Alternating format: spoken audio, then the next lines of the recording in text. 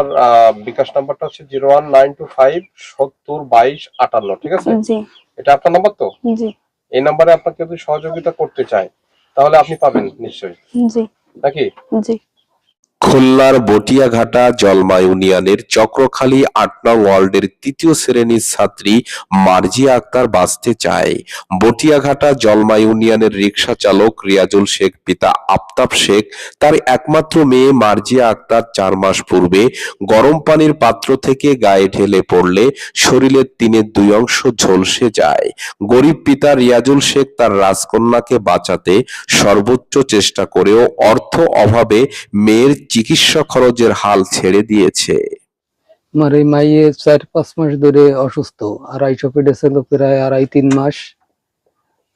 আমার যা ছিল সামর্থ্য খরচ করেছি, এখন আর ট্রিটমেন্ট চালানোর মতন অ্যাবিলিটি আমার নাই।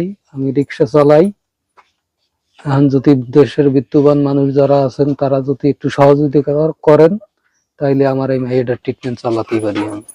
জলমা ইউনিয়নের চক্রখালী ৮ নং ওয়ার্ডের একটি অজগা পাড়ার মেঠো পথ ধরে সবুজ ফসলের মাঠ পেরিয়ে চলে এলাম অসুস্থ মার্জিয়া আক্তারের বাড়িতে।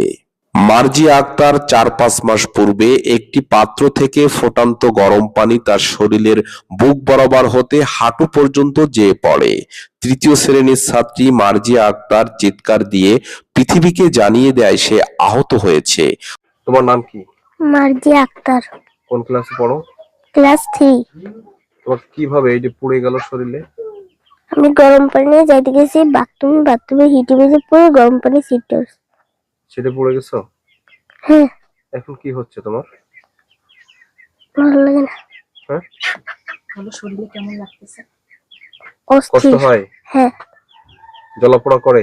হ্যাঁ তাহলে তুমি সুস্থ হতে চাও? হ্যাঁ। আমার বাবা রিক্সা চালায়, আমার বাবা ট্রিটমেন্ট চালাতে পারছে না। তোমার ট্রিটমেন্ট করার টাকা নাই? না। তো তুমি বাঁচতে চাও সুন্দরভাবে? হ্যাঁ। তুমি চলাফেরা করতে পারো? না।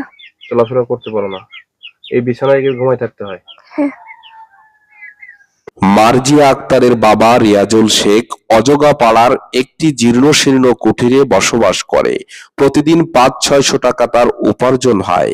আবার কোনো কোনো দিন রিয়াজুলের বাবা তার পরিবার পরিজনের জন্য দুবেলা দুমুঠো আহার জোগাতে হিমশিম খেতে হয়।